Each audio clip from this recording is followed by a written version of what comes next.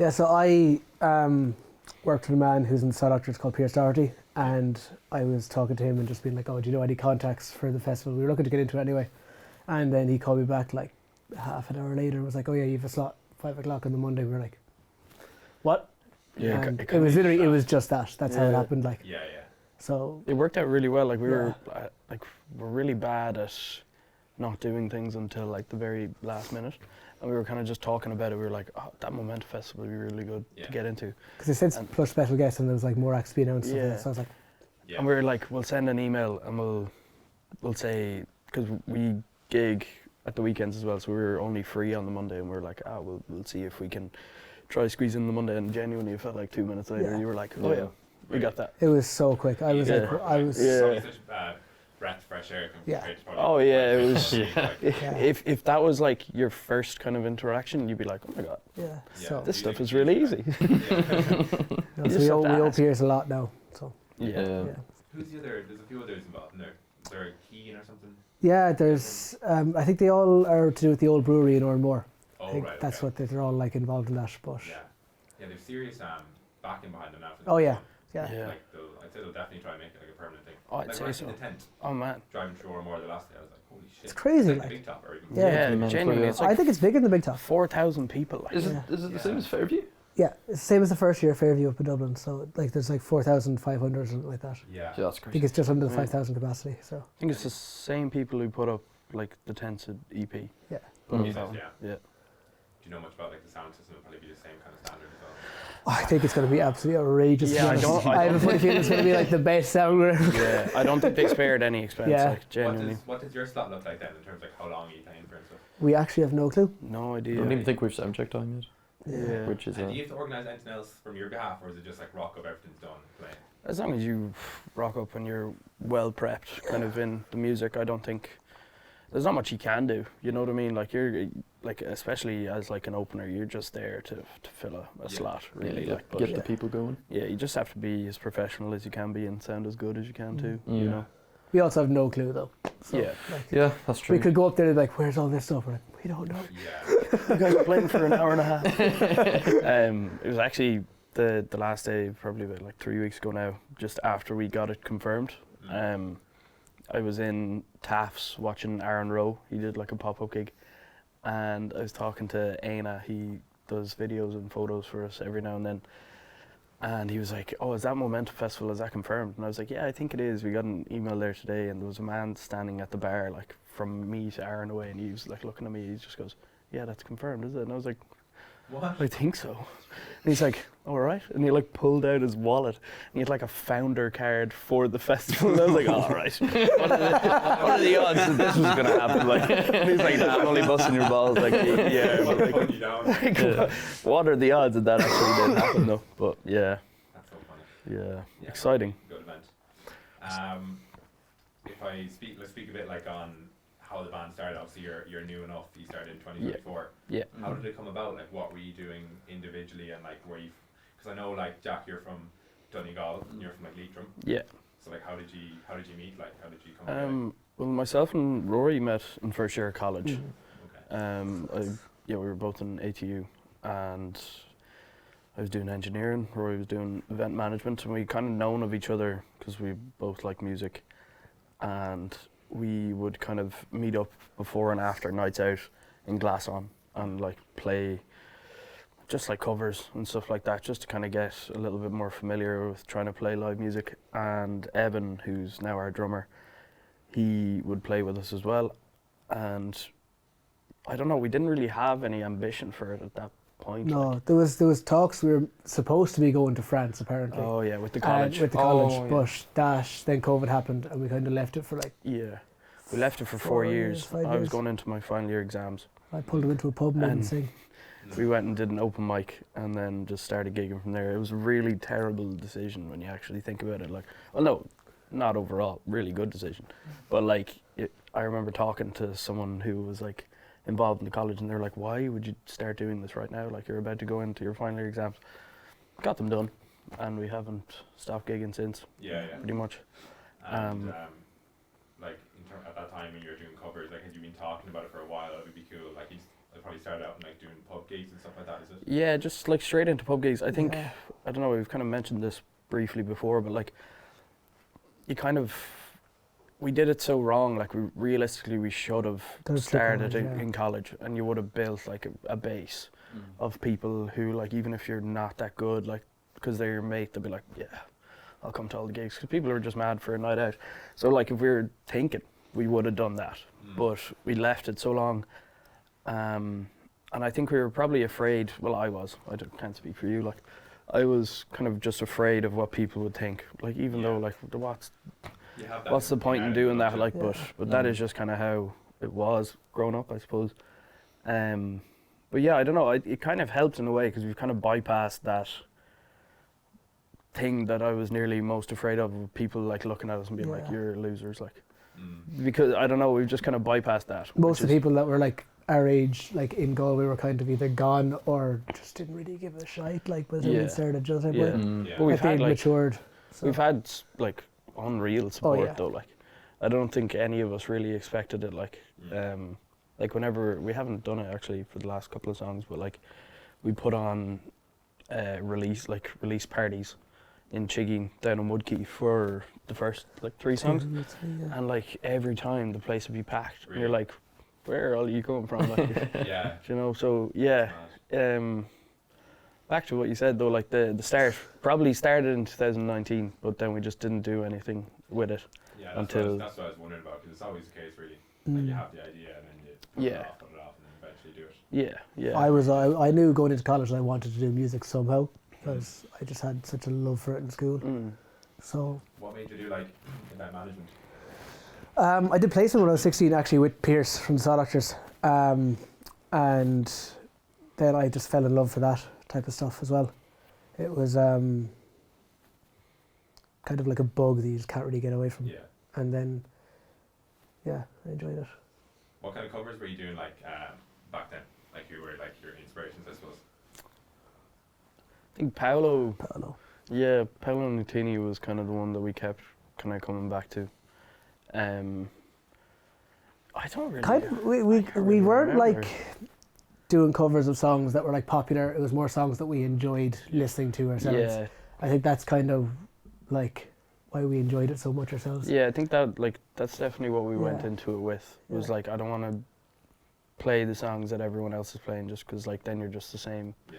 as everybody else. We were like, I think it kind of lost us a couple gigs at the start of it as Yeah, well. yeah, definitely. Yeah. Because people were expecting, like, you know, what you come to expect now when you go into pubs. Yeah. But like, we were just playing songs that we enjoyed playing, and I think it worked out in the long run. Like, because we've got gigs now, they're like the pubs that we play in now are just so sound. We've They know- always kind of had like good luck with the pubs we played in. Like, the people are always been nice to us, but then there's some that, you know, just didn't like that we weren't doing the traditional they Irish have pub crowd thing, expectations, you know what I like- mean? Which is fair enough. Mm. Happens, but The drinking band with a music problem. Let's see, humorous line. Who came up with that? So it's actually like, it's from, I used to play like football underage, and we were always this is going to be a really long-winded story for no reason. We were always like a 15-a-side team, and then one year we got relegated, so we had to play 13-a-side, and it was actually like the most fun that we've ever had playing football, and we were just on the beer so much. And I just remember one of the older lads, like, we were so young as well, but I just remember one of the older lads saying we're a drinking team with a football problem, and I just remember that sticking with me. And when we were thinking of like a bio to put up, I was like, this is funny. So I just robbed it from the football team back home. But yeah, I think it can be true. For some of Sometimes- us, not for all of us. Yeah, yeah. Sometimes not so much, but yeah, no. I think overall it's just kind of like I think I said this earlier, like, you can't really take this stuff too seriously. So if you went down and tried to actually like sit and write out like a 30-line kind of blurb of what you are, like, I don't know, I feel like you kind of just have to show what you are rather than kind of explain it through words, like, so. Yeah, yeah. And in terms of like the band itself, like, Jack, when did you join? Were you there from the start? No. How did it, like, how many people were in at the start when you were playing, like, say, that first pub gig? And then how did it grow, bring more people on board? It was just me and Joe at the start. Yeah. I was doing gigs by myself for a while back home in Donegal, and then I came up here, couldn't get gigs for ages, and then it was like find a year as well for me. Around Christmas time I started getting gigs, and then I met the lads at an open mic in Cadell, what used to be Caribou. That was about February. We went to Rory's house the next day, just me and Rory. He went through a few songs. I think GROEV was like one of the first ones, which was a completely different song. It was like so much slower and sadder. Worked on that, and then I was going into exams, but decided against doing what Joe did and actually studied and did my exams and focused on them. I'm not saying you didn't study. Hey, okay. But no, I took the time out to do my exams and then joined them properly afterwards. So it was probably about this time last year. Yeah. That we started playing like the pub gigs as a three, because I think maybe you were on holiday. I think when because I think it was just me and was it? Because Roshi was there for. That was it. So it was me, Rory, and then a friend of the band, and then Joe came back, and we started doing the gigs as a three. And I can't remember. Oh, our first proper original gig was then upstairs in Dolan's, I think, and that was 5 of us, but I wasn't allowed to be on stage for the first song or something. Why? I cannot remember the story. I can't remember what it was. Was it? It was like we were supporting Jamie, and it was Jamie's kind of first run of tours as well. What is that now? This June last year. June last just year? summer last year. Irish UK tour. Oh no, May last year. No, the very start of the Irish one. Oh, okay. And like no harm, like Jamie was so new to it as well, so like he just didn't know what to expect. So he was kind of stressing the whole time, and every time he'd text us, we had an extra person. And we were like, why can't we do this? And he was like, bro, what? And then I think purely just to kind of keep him like sane, we were like, yeah, no, it'll be 4 of us. And then we brought Jack anyway. And we were like, because I think he was afraid that the stage wouldn't hold that many people. And we were like, yeah, so Jamie, we're actually going to bring Jack up, and there's nothing you can do about it. And he was like, right, okay. So we did like the first 3 songs as 4, and then we brought Jack up. And it was like a WWE entrance. It was it kind of worked in our favour, like, because people just weren't expecting it. It was also such a mess though. Jack's guitar broke. Just going on and everything. Like battery, just the entire system fell out right before the gig, and I was like, what am I meant to do? Luckily Donna was there. I don't know, do you know? Sound lad, lovely lad. Donna gave me his guitar and kind of went from there. He got free advertising because his sticker's like on it. So. Did you feel like you needed more people in the band at that time? Did you feel like something was missing? Not that things were missing, I suppose. We hadn't actually done anything though as a full thing, really. Well, like when you actually like break it down, like me and Rory are like, we love music, but we're novices. Like, really? Like in the grand scheme of things, like we are. So like we wanted more kind of reassurance, I suppose, that what we were doing was right, especially when we were up on stage. So like, I don't know, I think we just wanted a fuller sound than what we were kind of getting out of the 2 of us. And like now, I think if we played as a 2, we'd be much like more confident in ourselves, well equipped, like, you know, because you learn as you kind of pick up things from other people. But yeah, I think we had kind of always wanted the 2 lads, Keegan and Evan. They play in a band that plays in the Scaff actually every Friday. Shout out Evoke. Yeah, Evoke are unbelievable. They're so good. Good. And like they would have been a massive inspiration for us kind of to get into it in the first place. Like they gave us all the equipment for our first gigs. And we had kind of known that we had always wanted to play with them. You know, and we were just kind of figuring out a way that we could convince them to take the time out of their already busy schedule and come and play with us. So like, I think once we got Jack on board and we like showed the lads, we were like, we're actually okay. Like, we're not that bad. Like, I think, once they played a couple of gigs with us live, they're like, oh, this is actually good crack. Yeah. And then, I think once we hit that kind of 5 mark, we were like, this seems like a good group. And then we added in a bass player. Then we added a mic also from Evoke, and like that just kind of rounded the whole thing out. Yeah. Mike Front, he was with Evoke. Yeah, he's with Evoke still. Okay. You know, so we just nabbed like 3 out of the 4 of their members. Like, but yeah, no, it just makes such a big difference. I think when we were getting into it. I think that was when like Zach Bryan was like massive, and I just remember like watching all of his live shows, and there just being like 20 odd people up on stage and be like, I want that. That looks like a really good time. It is mad. Like, have you been to a Zach Bryan concert? Yeah. Yeah, like I was in the one in Dublin. And Yeah, same. I didn't expect that now. I thought it was just him.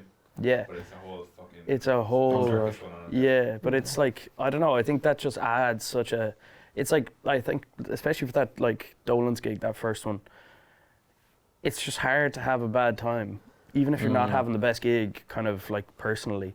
I think once you're up there and you just kind of look around and be like, oh, this is just the boys. Like, it's just I don't know. It just kind of eases your mind and just makes you kind of enjoy it rather than kind of overthinking everything when you're up there, like, because that can happen too.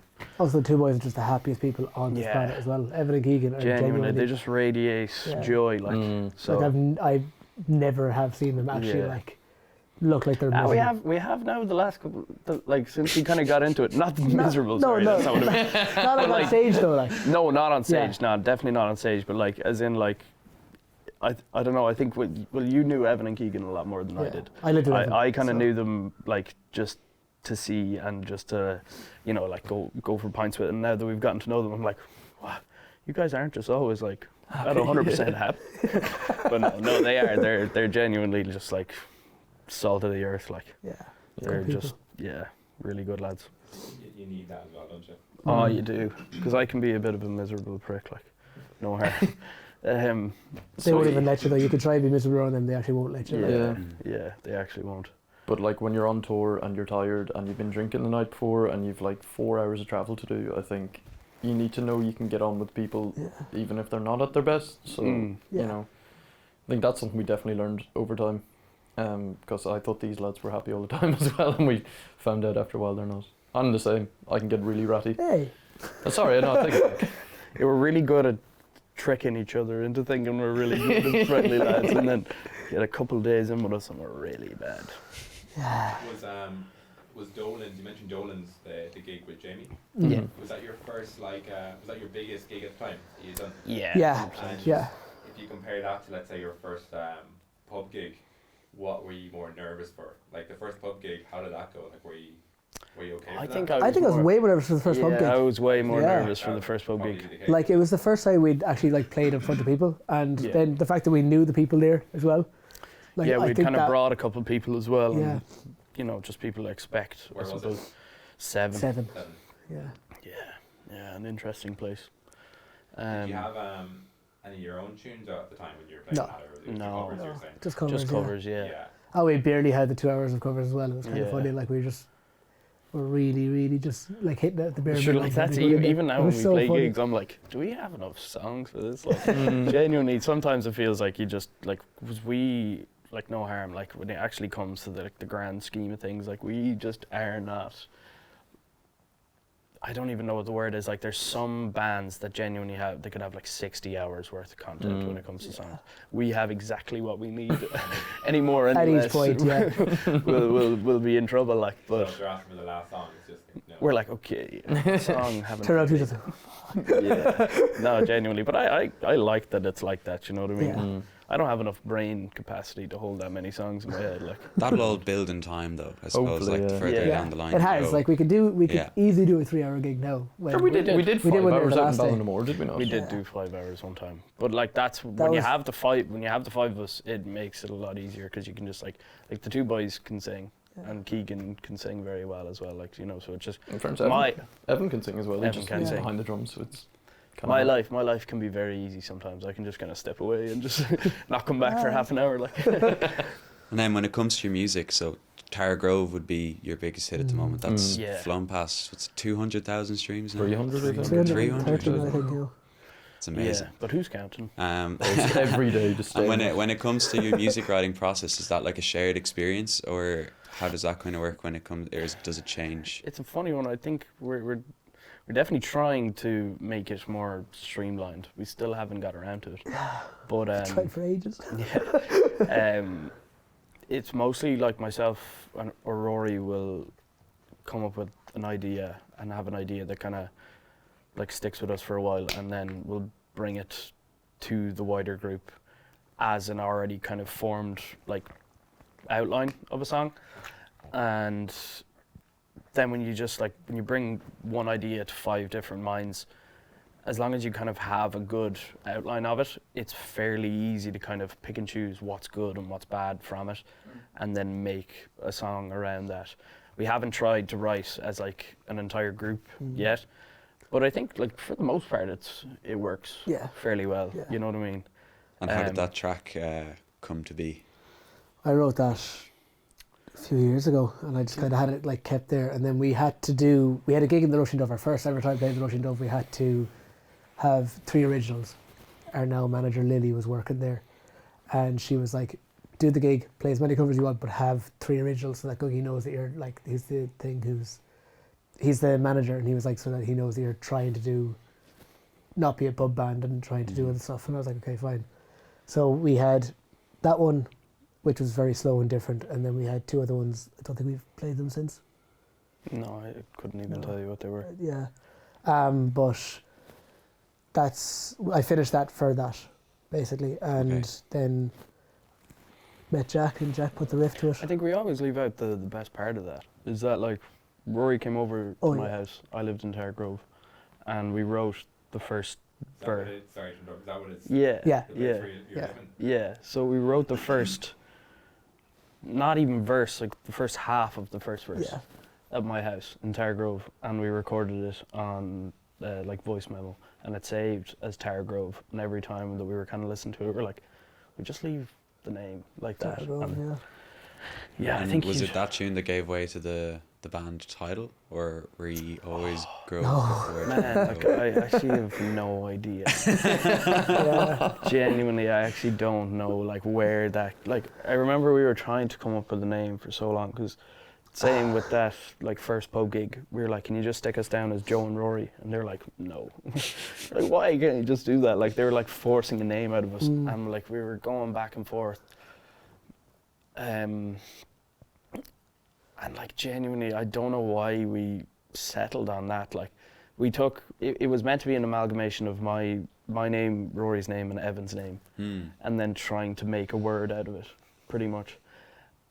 And like, it's not a bad name, but it's definitely not the best name in the world. Like, it's just more confusing than anything. And for our like biggest song to be Tower Grove spelt the right way, and then our name is Grove spelt the wrong way. Like, it's just silly. It's just silly, but like, no, I like it. It provokes a little bit of thought though. I'm trying to join the dots, like. Yeah, no, absolutely. Yeah. The way that I like to explain it now is like the RO from Rory's name, the E for my name, and then the EV from Evans, and then G for Guinness. No, the OE for me. The OE. The OE for me, yeah. But that's not what it is. But that's what we'll go with from now on, I think. Yeah. And I know, back to you were saying about kind of having like, you started kind of in like 2019, and then there was kind of that college gap, you know, to like 2024. I think like, you know, you're trying to stay original and stuff, so I think you might have avoided a lot of the copycatting, you know, period. Yeah. Do you think like having the life experience in between benefited the music that you wrote?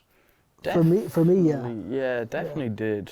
Like, as I say, like, I would have loved to see what could have come of it if we did start and just go with it in college, because like you see like some bands that did do that and they just have such a good backing from their peers. Like, not that we don't, but like we've kind of like all of my friends have moved on out of Galway, similar with yourself, like, you know, so it is it would be interesting, but I'm glad.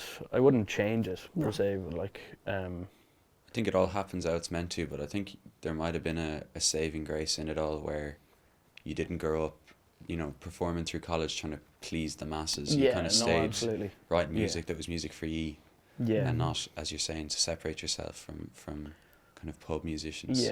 Yeah.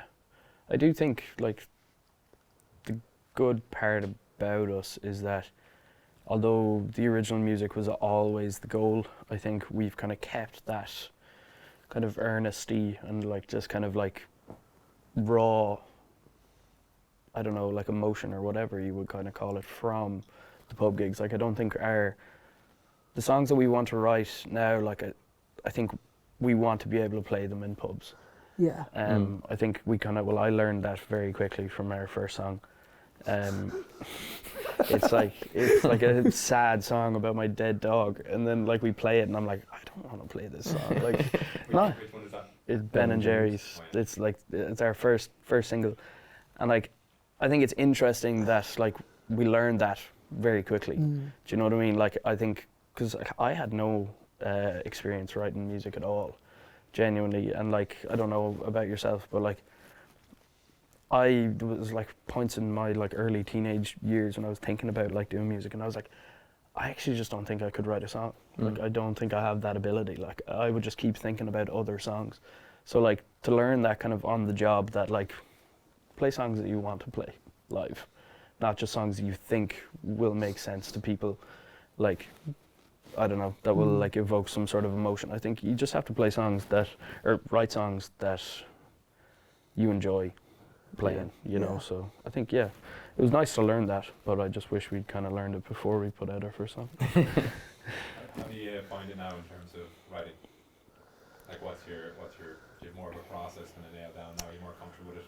Yeah, I think me and Rory are different but similar in the same way that like I just kind of like, because I've kind of a limited like ability to play guitar, so like I just kind of get stuck on like chords and stuff like that, and so like a chord progression will kind of just stick with me, and I'll just I'll literally play that for like a month straight until I get a melody in my head that I can sing, and then the words kind of come after that. That's kind of usually how it works nowadays. I'm the same. I kind of fixate in either like a set of words or a set of chords, and I'll just keep going. It could take 20 minutes sometimes, or it could take 2 months. Like it's no real process behind it. It's just whatever happens. But no, it came from like the first time we played The Love For You By My Side. I said that live, that this could be our first love song, and then I feel like we got that mixed up and then just went with that. Oh, one. maybe. But like I did write it around, like I kind of wrote it based around getting to know someone, but it wasn't at the same time like that. It was more just what I was writing at the time. It came out with no meaning, but then it kind of developed into something. Yeah. Might have had meaning, but I feel like if you're writing a song though, you do have something in your subconscious that you're writing about.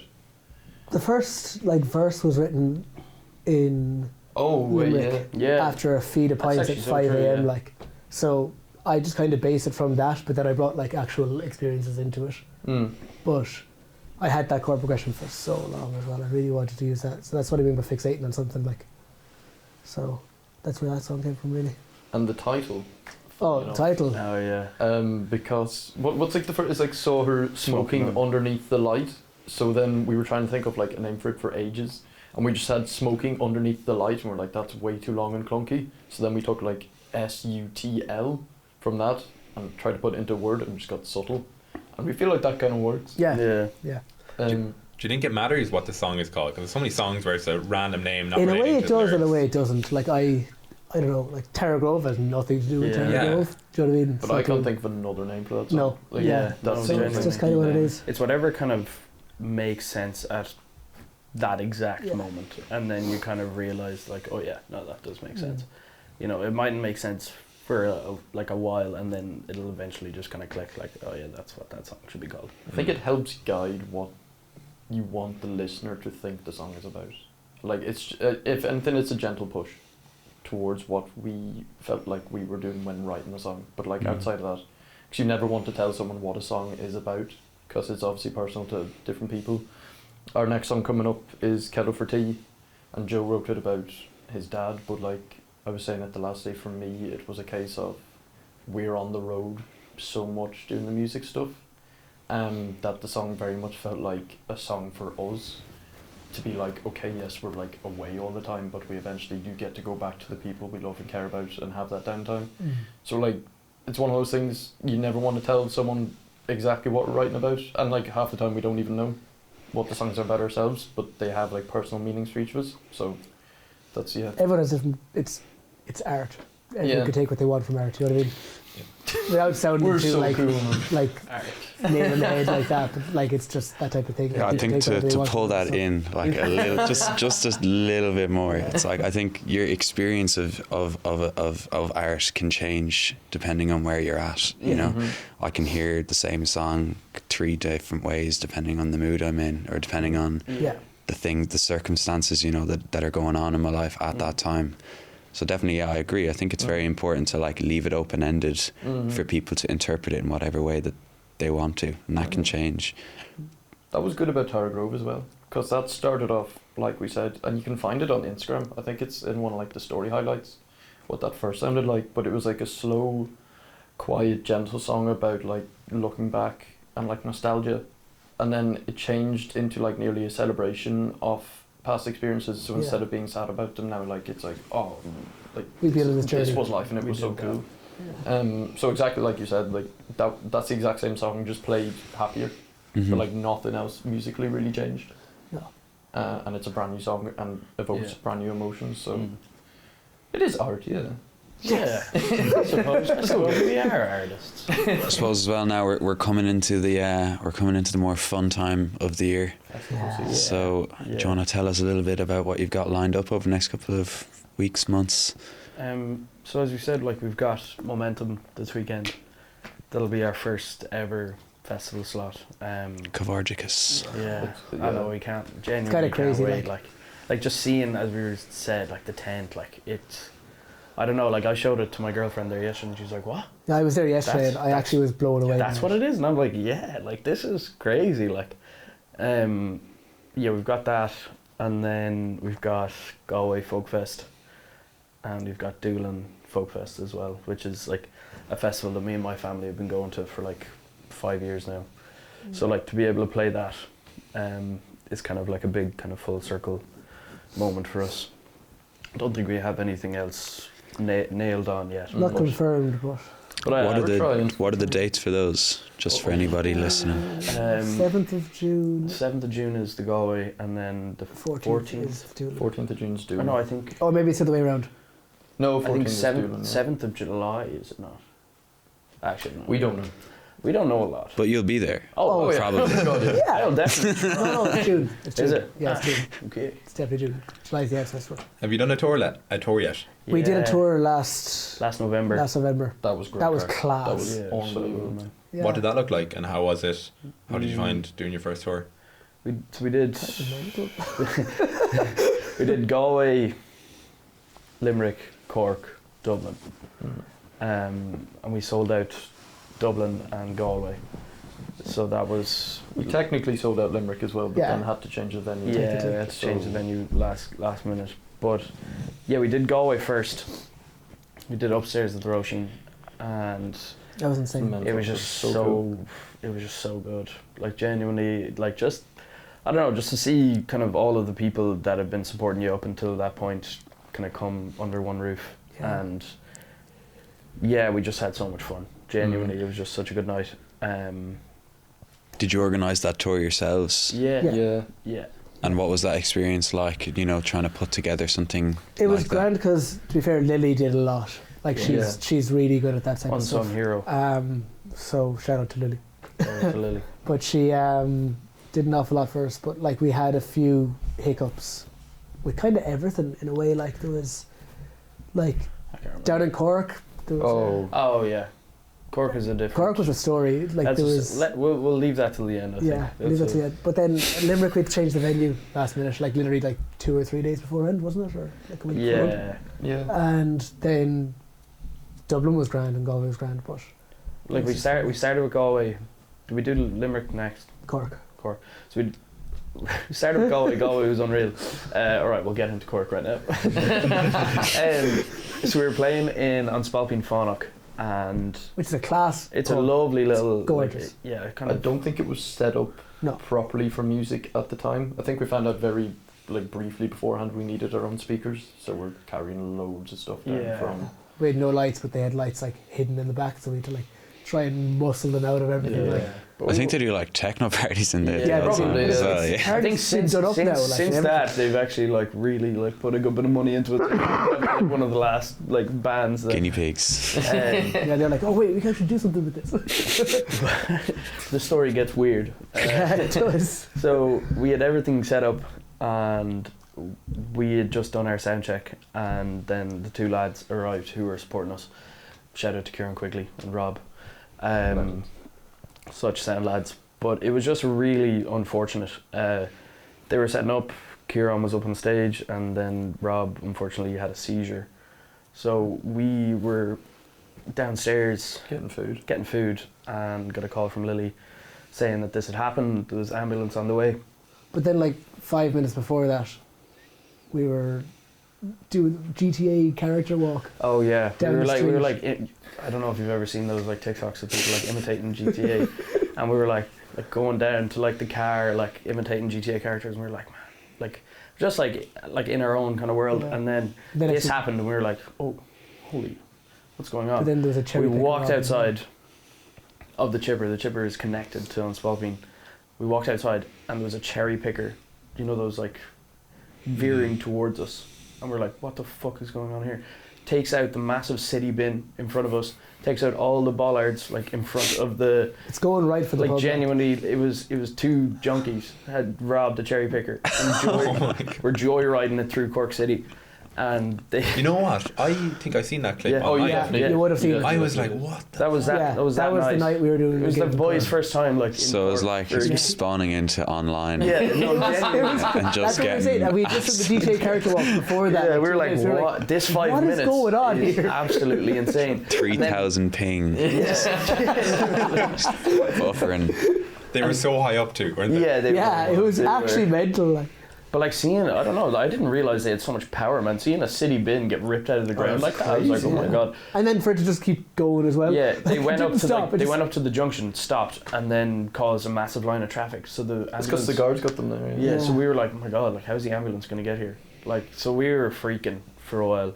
Thank God Rob is okay, Yeah. and everything was all right in the end. But like, yeah, it was a really weird, and like that's my brother and sister live in Cork, and this is our first time playing in Cork. So I was like bigging up Cork to the lads. I was like, man, it's actually like a sick city. Like it's really nice. And then this is their like first interaction with the city. I'm like, so I'm freaking out because my sister and brother and all of their mates are there, and I'm like, guys, I don't know if this gig is going ahead. Mm. Gig did go ahead, and it was actually lovely. Yeah, it was a great gig. In fairness to Kieran, he played on. Yeah, he Even came with up, his- did a couple songs.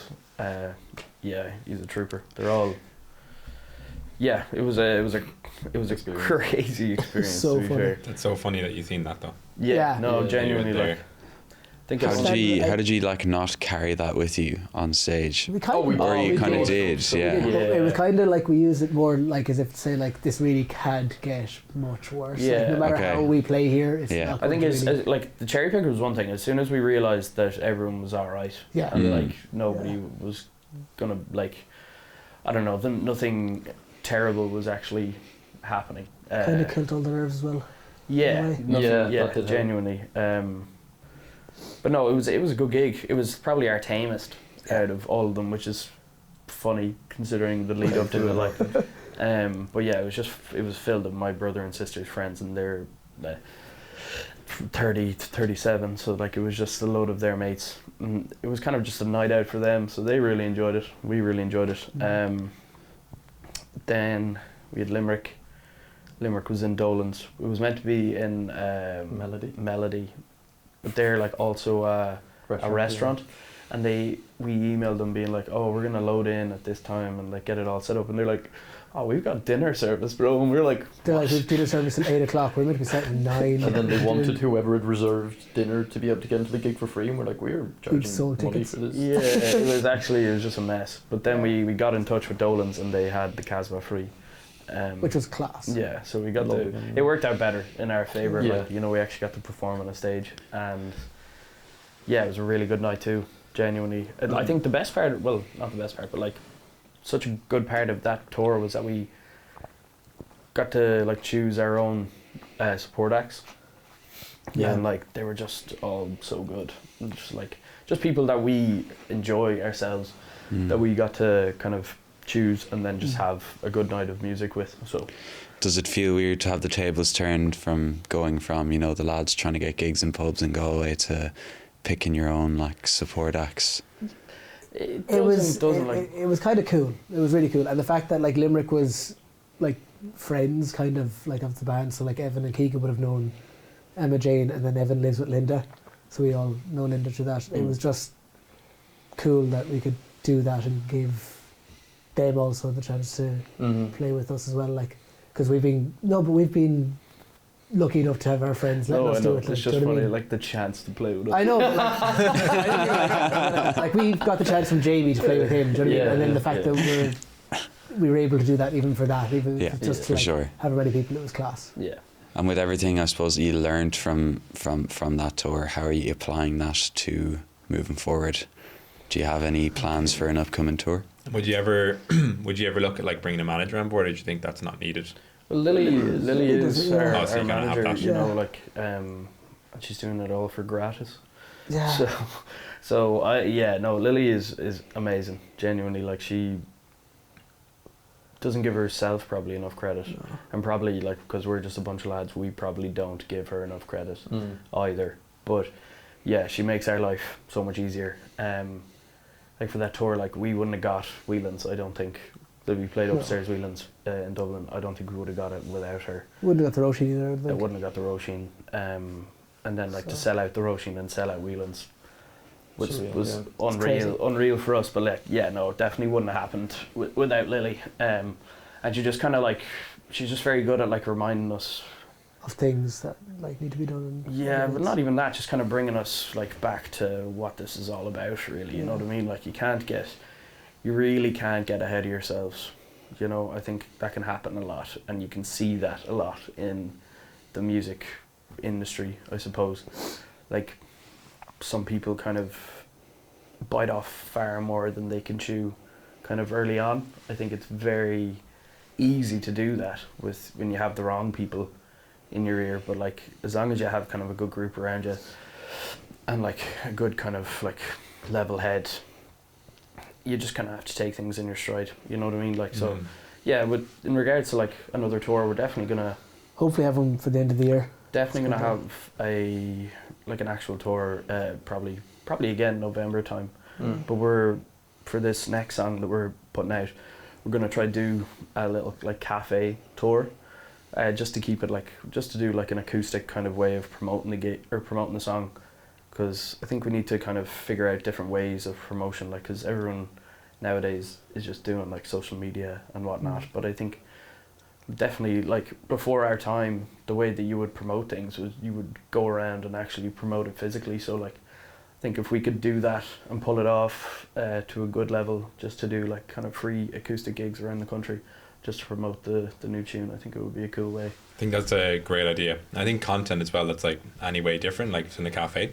Even before people see the video, they don't know who you are, they don't know your songs. Because it's in a cafe, it like makes them look like, oh, what's going on here? Yeah. Compared to a gig, which you'll see all the time. Yeah, absolutely. And the song is called Kettle for Tea as well, so it kind of just like works out well that we'd be in a cafe while promoting this song. Yeah. Drinking loads of tea. What have you like found that works well and maybe doesn't work well in terms of promotion? Like, how do you promote your gigs? I see a lot of your content online is like kind of funny skits, which obviously get like a lot of engagement. People love anything that's comedy. Like, I wish I could tell you that we had a system or something figured out. Like, it's trial and error, really, isn't it? With content. It is, but like it seems like even when something works, we just kind of forget about it. And then don't go back and recycle that. Like, we're literally like whatever's on the front of our brain, we're like, yeah, let's do that. Which is a really bad way of doing it. Like we should, like, in actual fact, like sit down, go through all the like trending kind of stuff like that. But even like what has worked for us in the past, and be like, okay, yeah, let's do that. You know what I mean? But like we just genuinely don't, which is probably detrimental to our progress. But I think he's progressing just fine, really. Yeah, I don't think there's any point in going back and trying to overanalyze anything either, you know. But yeah, I don't know. We're just doing what we're comfortable and happy doing. You know what I mean? I think the main thing is something that is easy to do. I think GROEV was grand because it was just the three of us and we just played the song and that's it. And we banged out like 20 videos a day, and then you're fine for like 3 weeks. Yeah. And then it got to like the next song, Right Back to You, and we did so little promo because we were like, we need to one up what we did. We were also on tour. We were also on tour, but like it was just I think we got very bogged down in being like, this has to be bigger and better. Whereas I think we kind of slowly realised that if it's something we can do easily and just get it done, it's better to have like something out there than nothing. But in terms of like social media, it feels like a whole science at this point. Because Dylan Buckley, who works with Jamie, kind of on the social media side, like, Andy. Oh, I didn't know this. I'm so sorry. They're like best mates. Oh, okay. Well, there you go. But I've sat chatting to him for ages just about how social media works, and there's so much stuff you wouldn't think of. I think he was talking about, he was doing videos, I think it was SD Kid. I can't remember, for someone anyway, and they wanted to have a cigarette in the music video, but then Instagram doesn't like that, so it will just tank like the video and it won't do as well. And it's just like small things, and you're like, how are we meant to know that? And we were talking to Oshin from the Rushin, that's crazy, but he was saying that he was putting up posters. Shout out Oisín Madden. He's so sad. Hero. But he was doing up like social media posts for the Rushing, for like big acts that should be getting like loads of numbers. But then if he put up something that looked too much like an ad, it seemed to do terribly. Whereas if he put up like a group photo or a band photo as like the first, and then like a carousel one, it did way better. And now we're thinking like, does Instagram stop you putting up like ads as posts because it wants you to pay for ads? So like, in terms of actual social media, it feels like there's so much going into it that we just have yet to figure out. Yeah. And we can get lucky. Like, we know like if we have a good quality video, it will do well most of the time. Like we did that one on the Iron Islands on Inishmore on the beach, and it's like it's shot with a good camera, really good audio, and that one did It's quite also well. like it has to be engaging from the first millisecond, like, yeah. which is so hard to think Draw about. Like, someone in, you like genuinely can't do anything that's like, I don't know, that feels like cinematic in a way that like leads you into something. You genuinely have to grab it from the first like millisecond, which is, I don't know, it makes sense, but it's also like, I don't know, I don't like that, you know, in a way, but Yeah, every like piece of high performing content will have like a hook that's like, I think it used to be like 3 seconds is what people said. Like, you had 3 seconds for people's attention, but everyone's attention span's getting worse and worse. Yeah. So now like it's if like, you're scrolling, like you think about yourself. know, yeah. Like you do Yeah. not give a video any time. Yeah. So I don't know. It's figuring that stuff out. novelty is another big one, like something that's so different that people haven't seen it.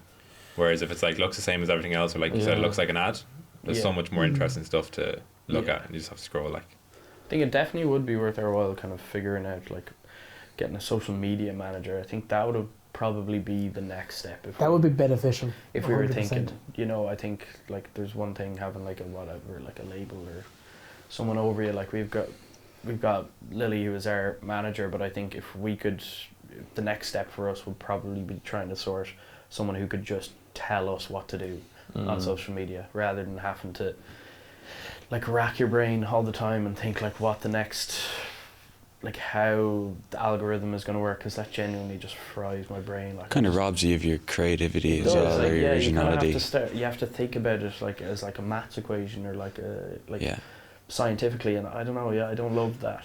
I'd rather just like go out and have a bit of crack and then pull whatever you can from that. I like the idea as well of you going a bit more old school when it comes to like, you know, doing release parties. Yeah. Because again, I think experience is everything, and that's what'll separate you from people that are just kind of content farming. Yeah. Where, you know, it's like it kind of separates away from consumerism and more into like, you know, having an actual experience. Yeah, trying to build like an actual kind of audience. Rather than, you know, like hooking somebody for, you know, the 3+ seconds. It's like, you know, you can do a little performance in a cafe that sticks with them for a couple of years. It's like, you know, that's it. It's like we all spend, well, speak for myself, but most people our age now spend quite a lot of time doom scrolling or just wasting their time online. Absolutely. And I couldn't tell you, you know, I could spend an hour at it and I couldn't tell you one thing that actually stuck with me.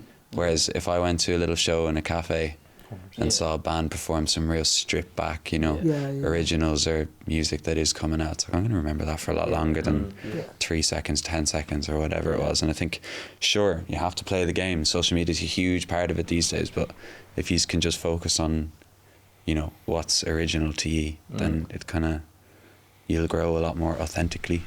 I hope so. You know, it like, yeah, as you say, like it is kind of everyone has to play the game now. Yeah. Yeah, I don't think we love playing the game. You know, I don't think we do. Like, but yeah, it's something.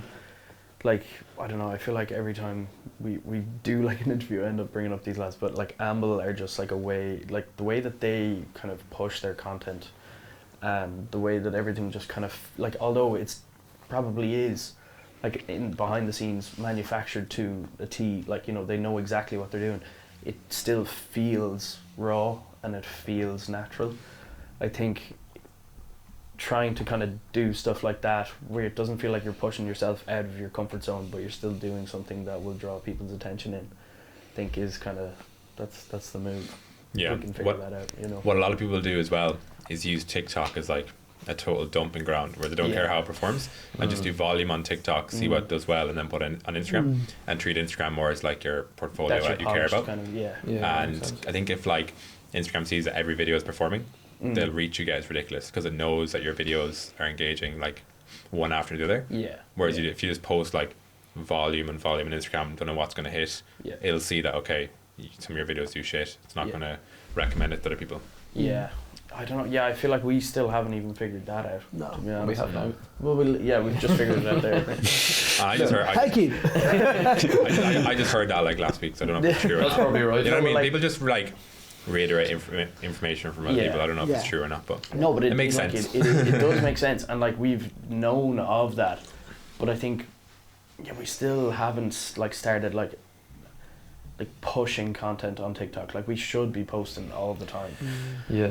But you just, I don't know, you get in your own head and you just start overthinking every like little bit of content, so it has to like be perfect. But like at the same time, none of the content that we've put out is perfect. But it's just like, I don't know, it's a funny one. We definitely need to do more, because like I think we definitely had like when people like talk to us about the content that we do, I feel like everyone always just kind of thinks back to like the Tower Grove and like that kind of like little push that we had there. But like in the last while, like we've been lacking hard. We haven't put anything up in that cool so stuff. Like. we definitely need to get back on our game, you know. But Summer's around the corner, so yeah. Let's theorize for a minute though. Let's remove the game from the box. Minus the game, minus trying to like, you know, you're always going to continually learn how to promote yourselves better. But separate to all the have-tos and all of that crack, like what do you have a vision for yourselves, or where would you, I know it's a cliche question, but like where would you like to see yourselves and, you know, in the next few years? It's kind of different. Like I want to be able, I think, the original stuff, to just do the original stuff and not do the pub gigs. Like that's kind of always the No hate on the pub music. gigs though, you know. No, we don't hate all the pub gigs, but like they bring in the dollar bills. We love them. But it's just, I'd love to be able to fund a life off Absolutely, our own music. I think that's so cool if you're able to do that. No, absolutely. Like music is the best thing in the world. To be able to like make a wage by playing your own music on a regular basis, like that's a dream, you know. So if we were able to figure that out, do I want to be the biggest musician in the world? Absolutely not. I don't think I do. I don't think I have the, not that I don't have the time, I definitely have the time. I don't think I have like the brain kind of function to be able to do that all the time. But to be able to, like if we were able to play a steady run of gigs every year where I was still able to get back and see my family all the time, I'd be happy enough. So how can people best get behind you, or how what supports you the most, you know? Streaming the music definitely does. Buying the tickets. Yeah, coming to the live gigs though, that's kind of our... That's how we come to life. Well, it is, but it's also like, that's kind of where I feel most vulnerable, is not like when the gig is on, that's one thing. But like, I think we got really lucky in regards to like our Spotify just kind of, for some unknown reason, has just been like at a steady kind of level the entire time since we've started, which is like extremely lucky. Like not that it's doing unbelievable, but like it's at like a level where we can kind of show it to people and they'll be like, oh, that's pretty sick. But like trying to get those people who are listening on Spotify to come to gigs. That's kind of the hardest part. That's where I feel most kind of vulnerable, is that like, does this, like as you said, like the 300,000 streams, does that equate to people buying the 80 tickets that we need sold like to play a gig, you know? So that's kind of what I'm not worried, like, because I'm excited for it as well, because you never know, like the first tour blew us away. Like, we did not expect that kind of I think you said it as well on that tour. It was the first time you felt validated, or like when we sold out the Rushing, we were like, oh that was like, class. we can actually do this. Like, people are actually listening and care. Yeah, was the main thing. Yeah, like it's just trying not to get in your own head, I suppose, about like if it'll translate, and just kind of hoping that it will, like in the long run. Like when we put out that Roisin gig, I remember, I can't even remember like the logistics of it or how quick it happened, but like I remember it being really close to selling out, and then selling out, and we were like, okay, we'll add 10 more tickets, and they were gone. They were gone in like 4 minutes. And we were like, whoa, like that was, I think that moment, like that exact moment, I was like, oh my god. Yeah, whoa, Oisin, people actually really want to come and see us. Like, I met Oisin walking down the street, and I was like, oh, do you reckon we could just sell the 10 that we had, like, guest list? Because I think we had like 20 guest lists, and we were going to just use 10. And then he was like, yeah, sound, he put them up. And then he texted me like 5 minutes later, he goes, bro, they're gone. I was like, what? Which is also funny when you think about it, because we play in Galway every weekend. Yeah, it's usually your hometown is like the last place you kind of tend to pick off, because everyone, that familiarity aspect where everyone's like, yeah, sure, it's just the boys, like I can go and see them anytime. Yeah. But yeah, I don't know, it was class. It was class. It's, for the next one, it's kind of, yeah, I don't know, I haven't thought about it until now, but now I'm going to be thinking about it until we do that. You've Joel worked up now. Good, but that's what these conversations are about, like, we're trying to like provoke some thought. It's just, I don't know, it's about kind of proving it to yourself, but also proving it to the people that are coming, and the people who mightn't come but have thought about coming, that it is a worthwhile thing to actually show up to the gig, rather 100%. Than just listen on Spotify, because like, no harm, like I think our songs on Spotify are good, but I think we're way better. We're way better live. 100%. But that's it, I think people are so used to like just the accessibility of music, where it's like, you know, I don't have to leave my bed, I can stick my headphones on and listen to whatever I want, whenever I want, but they're incomparable, you know, being able to like go to a show and have an experience. That's it. It's all about the experience. It's not just about the music. It's the whole, everything surrounding the show. Do you know, the social aspect of all the people that you're meeting when you're there, the freedom to have a little boogie, have a little, you know, sing along. Do you know, it's kind of like you walk away feeling inspired, and you know, that's what it's about. It's you know, it's so different to just sticking on your headphones. Yeah. I think actually, to tie it back to what you're saying, how they can support us, I think if you go to a show and enjoy it, tell your friends and bring them next time. Yeah, that's the main thing. Because like, I feel like when we put on a show, we want people to leave it just having had a good time. And I think that ties in with the music we try and write as well. Like, we write music that you want to hear in a pub, because we just want people to enjoy the music. So definitely when we play a show, you know, go there to enjoy yourself, and then if you do that, tell your friends that you had such a good time, bring them next time. And just like, exactly what you said, how we want to see ourselves in 5 years, like obviously big, but I want that journey to be progressive. I don't want us to ever like jump. I think I want to see like the same faces returning, and like get to know the fan base slowly.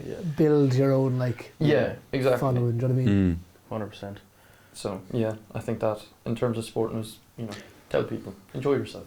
Yeah, I think it's great as well, because, you know, a lot of people like, you know, have forgotten, you know, the whole point of going out. It's like, you know, when you're going out for a music gig, it's like, I don't want to go out and listen to the same thing I've heard all the time, or that I know. People love familiarity, but that's not the goal, you know. I think it's really important to go out and experience a piece of music for the first time. You know, to have that, you know, where you can really, you know, experience a song and see how it makes you feel, or what it makes you think about. And as you're talking about, you know, the way you experience a song can change, but, you know, it's, and being able to do that with music that's just your own, it's it offers something different, you know, than to just go and to see a pub band. And them intimate gigs, like the ones in Roisin, are actually incredible if you don't do that typically. I feel like a lot of people will just like go to the big gigs and the festivals and concerts and stuff like that because they assume it's better. But like I went to one in Roisin with like to see Madra Solak, and it was the best gig I've ever been to. Yeah. And like I've been to some huge DJs, like I love DJ music, but like that was nuts, like just because of how intimate it was, and everyone's like so passionate. It's class. They're like they're just phenomenal. You know what I mean? I think that's what's so like important about live music is that like although like their music is unbelievable on Spotify as well and it's recorded and produced so well, the best way to see a band and to feel what a band is actually made up of and what they're trying to get across to you is by seeing them live. And like as you say, like they're an experience. You know what I mean? Yeah. Like they're so passionate and so like gifted at doing what they do. It's just like that is just the best way of kind of getting down to the nitty gritty of what a band is or like any sort of music is just by seeing them live, and that's how you get the best representation of what they're trying to like put across as well. Like, you know, but I think, and that is really the best marketing, I believe, because I told so many people about that gig. So many people. Absolutely. Yeah. And if you are consistent in doing shows and you put on a great show every time, you'll grow without having to produce content. Yeah. Like they don't produce content, I believe. No, They have no. nothing like. Yeah. No, like For the first while there was like literally nothing. on Yeah. their it was TikTok and stuff. such a natural way of making content. Like me and Rory, I remember seeing them come up on our TikTok or our Instagram and like Say them going a on little to bit, their like, there's page, nothing there. going on to their like TikTok specifically, and like they hadn't posted one thing themselves, but then you go onto their reposts and there's like hundreds of videos of other people recording them live, not even at live shows, but just live In a pub. playing somewhere in a pub. Like I think there Yeah. was one on the Dart where someone recorded them playing, and like that video went massive. You know what I mean? And it's like that's such a phenomenal way of doing it. And like I think it's so funny. Like I love people making really good content, but then I just get so jealous that I couldn't do it. You know, I'm looking at that and I'm like, why didn't we think of that? Yeah. But no, it's a phenomenal way of kind of getting what you are and like what your like music is about across is by people seeing you live and then posting or even telling people about how good it was or how not good it was. You know what I mean? Interesting. I feel like the industry has copped onto this though, because I'm thinking now Madrasalic did it in terms of their social media, but they release music on Spotify. But there's like bands coming up now, like Baby Rat, really really good band from Cork, like power pop. They're incredible. We saw them Yeah. in Limerick, They're and it was just like Very, very good. like life changing kind of thing. That's okay. That's a bit too much, but they've no music out. Glaze. I was sitting on it. They were really good though, and they're building like an audience, and they're not releasing music. And I spoke to one of them about it, and they were like, "Oh, we're just waiting, like till the time's right." So they're building like this big, massive audience, and there were no music out. And then Theatre Yeah. from Limerick. they only released their first song, and I think Theatre have been about. I've known Yeah, about they Theatre did for a tours while, with the Guerriers. They did like with these big bands around Europe and stuff, and they had no music out. and they've only released like in the last week. You know, so I Yeah. think like the industry knows if you can hold out for as long as possible, make it so the only way people can experience you is live, and get the proper, you know, experience. Yeah. then Supply and release from, demand. No, Yeah. absolutely. Yeah. So maybe we should have done that. We just Too late Delete now. everything. delete it all and start Get rid again. of Like, But it's like after for any form of, you know, like art, like it's your own race, do you know, as in there's no, like whether you thought you had a head start on it or not in college, or whether things are growing linear or not, do you know, as in like what you guys, your output is, it's up to you, do you know. I don't think True. that yeah. there doesn't have to be A way to pressure to get that done. Yeah, definitely something that I've had to kind of come to terms with is like realizing that everyone's journey in this industry specifically is just gonna be so different. Yeah. You know what I mean? And like as I said there, like I'll look at content to be like, wow, I wish we could have thought of that. But like at the same time, hopefully at some point we'll do something and someone will look at us and say that. You know what I mean? Not saying that will ever happen, but like you just kind of have to pave your own way and like appreciate obviously what other people are doing, but yeah, you can't look at it in a way of envy either, and I've kind of had to realize that throughout this journey is that like like you just have to be happy that you're doing it. For sure, it's like whatever comparison can be a very dangerous game, is, you know. 100%. There's no point in comparing anything. Like there's so much No. room in the industry for so many different things. Yeah. Like it's class. Like Especially Yeah. now, like I think everyone probably talks about this whenever they get onto Irish music, but like Irish music is in a phenomenal place right For now. sure. Do you What know about I mean? America for Irish music? Have you I'm seen many do it loving it right successfully? now. Like Yeah, there's I definitely. imagine they fucking love it. Like if you go to them, they're like, "Oh, Irish, yeah." Yeah. Yeah. I think there definitely is a massive market for it. I would like do it, but I wouldn't be pushed. Do you know what I mean? I love Ireland like so much, so like I'd love to make a massive name for ourselves here, Mhm. and then kind of if that comes in the future, then that comes in the yeah. future. But like, yeah, I think if you go in with the idea of like, oh, I need to get to America to make it big, do you? You know what I mean? If you can book shows around Ireland year long, I'm fairly sure you're doing all right. But yeah, no, that's no like shade on anyone that does do that or thinks that way. You know that everyone is just different. Like, but yeah, we've had like people come up to us at like even just pub gigs and be like, they're like, get over to America, man. You'll make it big. Gotta And go we're to like, Nashville, man. yeah, you gotta go to Nashville, and we're like, always "No." Nashville. It's the spot, man. Yeah, I don't know. Especially with like I think when I was younger, I would have had like this like picture of America and been like, yeah, I need to get over there. Now I'm not pushed at the moment to get over there, but that's a different For topic other of conversation. I think you'd look great in a pair of dungarees. Man. I do. I think a cowboy. I think a cowboy hat and a pair of dungarees. I'd probably be able to rock There's that. nothing stopping you from doing that now, though. Absolutely. Let's go get some Hell yeah. after this. We do that Alright. for change right now. I think that's a good note to end on. Lads. Yeah. What about dungarees? Thank you very much. Thank you, lads. Yeah, thanks for for coming on, having us, lads. That was really good. Yeah, that was a really Great conversation. easy conversation. You Yeah. know, at no point did I feel like we were being interviewed. Yeah, Good. that's the point. Yeah, I think it's a weird one as well. I wanted to ask you, but I kind of stopped myself. Is the whole like, what would you advise kind of up and coming bands on doing in trying to get themselves out there? But Yeah. again, I agree. Just as much of my own journey with music as well. It's like there's not really much advice I would give because it's kind of like you just figure it out like naturally. Yeah. It's not like.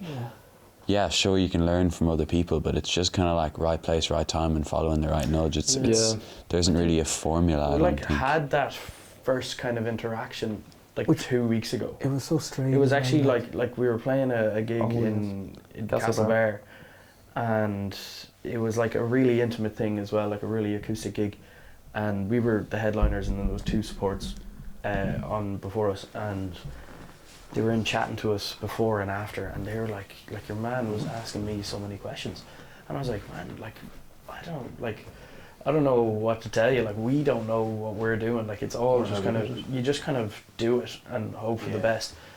But like, they were asking us from like a state of kind of like, I don't know if You've it's done something if in it's a way we admiration or haven't, it's like it's just like kind of like looking at it being like, oh, like ye have done something, like tell us how you did it. And we're like, I don't know, it was weird having that conversation for the first time of someone actually looking at us and being like, oh, I want to know what their blueprint was. You know, how did they do this? But like, We're only a year into it, like. I think it is, but like at the same time, we are lucky in a way that like we're older. Yeah. You know, you have that kind of That experience. experience, yeah, exactly. like I it's think not it's so even important, experience in like, music. It's just like life experience of just yeah. kind of being like, you can't take anything too seriously either. Like you have to just kind of roll with the punches. Like Yeah, like I'm coaching this young lad at the moment. He's like 16, but he's been DJing for 2 years already, wow, okay, and he's wicked. yeah, And it's like watching him, I'm like, damn, oh, I wish I had that. Like, that Yeah, little when head you were start at there. the Yeah. beginning. Like, Yeah. I'd be fucking miles away now, but I was Yeah. like, I'm so glad that it didn't. yeah. You know, I think like my lack of head start Mm. meant that after all the life experience that I had gained over the last few years, is completely like molded the way that I approach like music now. Yeah, you know, absolutely. because I feel like I could have got really stuck in the wrong direction. Back Yeah. then. That's the thing. Like, Yeah. you kind of have to, you do have to be wary about kind of what way you're approaching it, even just from like, so you don't harm yourself For sure. in a way. You know what I mean? Like, because you can get, if you, let's say you did take off really early, you'd put your entire life into that, and you know, We're trying to stay on that treadmill of growth. yeah, and then you Mm. just kind Yeah. of like, let's say you like dips for a little bit, you'd be like, oh fuck, like what am I gonna do with myself now, like, you know. So yeah, you just kind of have to be able to put everything into perspective, I suppose, and just kind of